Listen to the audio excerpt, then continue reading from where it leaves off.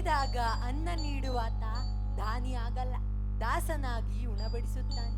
ಬಡವರಲ್ಲಿ ದೇವರೆನ್ನೋ ಪರಿಪಾಠವಿದೆ ಹೀಗೆಂದು ಅಣ್ಣ ಬಸವಣ್ಣನವರು ಹೇಳಿದ್ದಾರೆ. ಅದರಂತೆಯೇ ನಾನು ನಡೆದುಕೊಳ್ಳುತ್ತೇನೆ. ನಿಮ್ಮ ಆಶೀರ್ವಾದ ನನ್ನ ಮೇಲಿರಲಿ. ಶಿವಣ್ಣ, ತಗೋ. ಅನ್ನದಾಸೋಹ ಜ್ಞಾನ ದಾಸೋಹವನ್ನು ಬೇಡಿ ಬಂದವರಿಗೆ ಎಂದಿಗೂ ನಿಲ್ಲಿಸಬೇಡ. ಜೈ ಸಿದ್ಧಗಂಗಾ.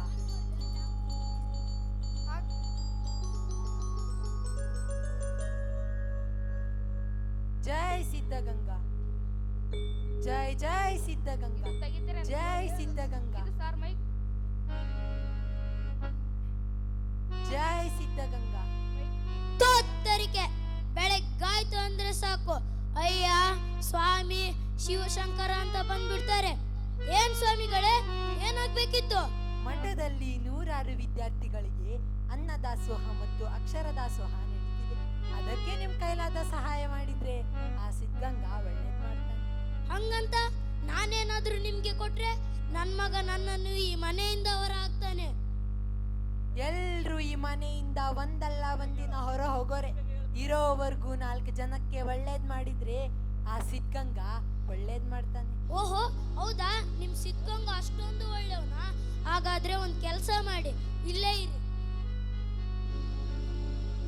ತಗೊಳ್ಳಿ. ಇದರಲ್ಲಿ 700 ರೂಪಾಯಿ ಇದೆ. ಹಾಳಾದ ಗೆದ್ಲು ತಿಂದು ಎಲ್ಲ ಹಾಳಾಗಿ ಹೋಗಿದೆ.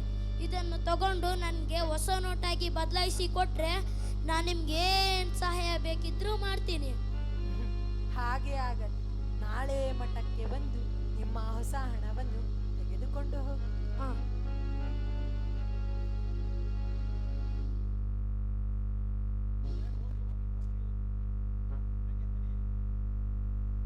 ಸ್ವಾಮಿಗಳಿಗೆ ಅಡ್ಬಿದ್ದೆ.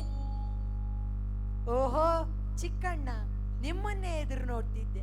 ಅವತ್ತು ಯಾಕೆ ಬರ್ಲಿಲ್ಲ? ಬರ್ಬೇಕಿತ್ತಲ್ವಾ? ಇರ್ಲಿ, ತಗೊಳ್ಳಿ. ಯಾಕೆ, ಏನಾಯ್ತು? ಇದು ಇದು ನೀವು ಅವತ್ತು ಹಣ ಬದಲಾಯಿಸಿ ಕೊಡಿ ಅಂತ ಕೊಟ್ಟಿದ್ರಲ್ಲ, ಅದೇ ಹಣ ಬದಲಾಯಿಸಿದ್ದೀನಿ, ತಗೊಳ್ಳಿ. ಬೇಡ ಗುರುಗಳೇ, ಬೇಡ. ನಾನು ನಿಮ್ಮನ್ನು ತಪ್ಪಾಗಿ ತಿಳಿದು ನಿಮ್ಮನ್ನು ಅವಮಾನಿಸಿ ಬಿಟ್ಟೆ. ಹುಟ್ದಾಗಿಂದ ಇಲ್ಲಿವರೆಗೂ ಒಬ್ರಿಗೂ 1 ರೂಪಾಯಿ ಕೊಡ್ಲಿಲ್ಲ. ಬಡ್ಡಿ ವ್ಯವಹಾರದಲ್ಲಿ ಗಂಟಿಗೆ ಗಂಟು ಮಾಡಿ ಕೂಡಿಟ್ಟೆ ಹೊರತು ಜನಗಳ ಪ್ರೀತಿ ಸಂಪಾದನೆ ಮಾಡಲಿಲ್ಲ. ಇವತ್ತು ನನ್ನ ಹೆಂಡತಿ ಮೊಮ್ಮಕ್ಕಳು ಎಲ್ಲರೂ ನನ್ನ ಬಿಟ್ಟು ದೂರ ಹೋಗ್ಬಿಟ್ರು. ಅವರ ಇಲ್ಲದ ಮೇಲೆ ಈ ಹಣ ತಗೊಂಡು ನಾನು ಏನು ಮಾಡಲಿ ಸ್ವಾಮಿ? ತಗೊಳ್ಳಿ, ಇದರಲ್ಲಿ 400 ರೂಪಾಯಿ ಇದೆ. ಇದನ್ನು ತೆಗೆದುಕೊಂಡು ಮಠದ ಕಾರ್ಯಗಳಿಗೆ ಉಪಯೋಗಿಸಿಕೊಂಡು ನನಗೆ ಸಿದ್ಧಗಂಗೆ ಸೇವೆ ಮಾಡೋಕ್ಕೆ ಅವಕಾಶ ಮಾಡಿಕೊಡಿ ಸ್ವಾಮಿ. ಕೊಟ್ಟಿದ್ದು ತನಗೆ ಬಚ್ಚಿಟ್ಟಿದ್ದು ಪರರಿ. ತಿಳಿದವರು ಹೇಳ್ತಾರೆ, ಮಹಾದಾನಿ ಅಂದ್ರೆ ಕೃಪಣ ಅಂತ. ಚಿಕ್ಕಣ್ಣ, ನೀನಿನ್ ಮುಂದೆ ಇಲ್ಲೇ ಇರಬಹುದು. ಹೇಳು, ಮೇಲೆ ಹೇಳು. ಮಹಾಪ್ರಸಾದವಾಯಿತು ಸ್ವಾಮಿ, ಸ್ವಾಮಿ, ಸ್ವಾಮಿ,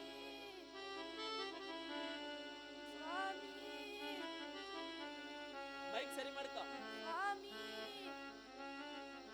ಸ್ವಾಮಿ, ಸ್ವಾಮಿ, ನಾನು ಕೋಡ್ಮೂರ್ತಿ ಹಳ್ಳಿಯಿಂದ ಬಂದಿದ್ದೀನಿ.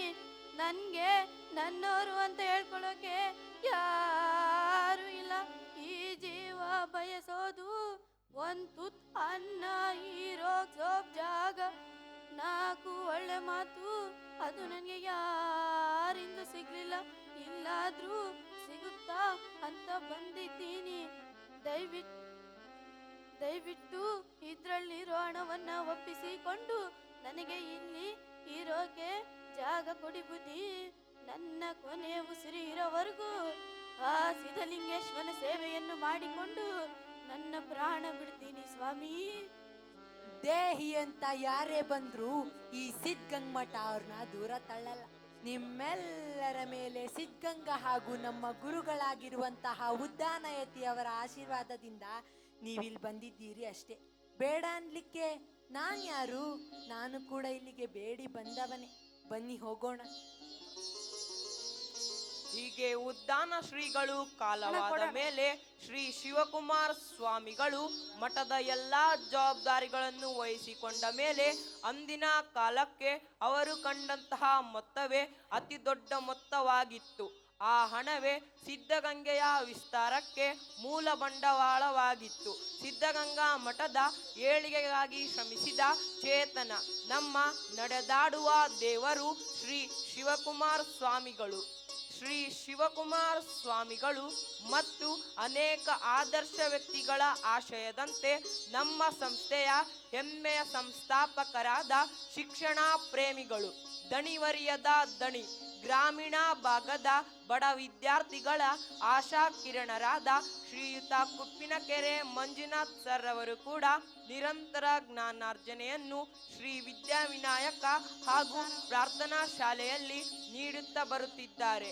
ಶ್ರೀಯುತರು ಶೈಕ್ಷಣಿಕ ಕ್ಷೇತ್ರವಲ್ಲದೆ ಕ್ರೀಡಾ ಕ್ಷೇತ್ರದಲ್ಲಿಯೂ ಕೂಡ ಇವರ ಸೇವೆ ಅವಿಸ್ಮರಣೀಯವಾಗಿದ್ದು, ಶ್ರೀಯುತರು ರಾಷ್ಟ್ರ ಮಟ್ಟದ ವಾಲಿಬಾಲ್ ಪಂದ್ಯಾವಳಿ ಹಾಗೂ ರಾಜ್ಯ ಮಟ್ಟದ ಕುಸ್ತಿ ಪಂದ್ಯಾವಳಿಯನ್ನು ಇದೇ ಕ್ರೀಡಾಂಗಣದಲ್ಲಿ ಯಶಸ್ವಿಯಾಗಿ ನಡೆಸಿದ ಕೀರ್ತಿಯು ಇವರದ್ದಾಗಿದೆ.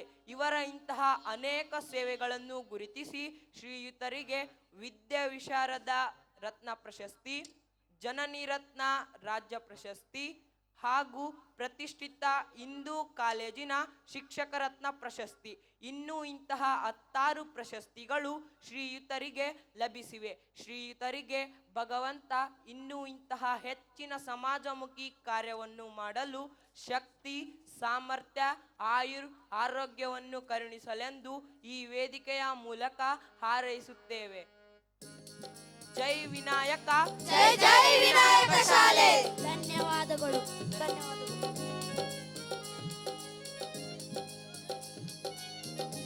ಅದ್ಭುತ ನಾಟಕವನ್ನ ಪ್ರದರ್ಶನ ಮಾಡಿದಂತಹ ಕನ್ನಡ ಮಾಧ್ಯಮದ ವಿದ್ಯಾರ್ಥಿಗಳಿಗೆ ಧನ್ಯವಾದಗಳು.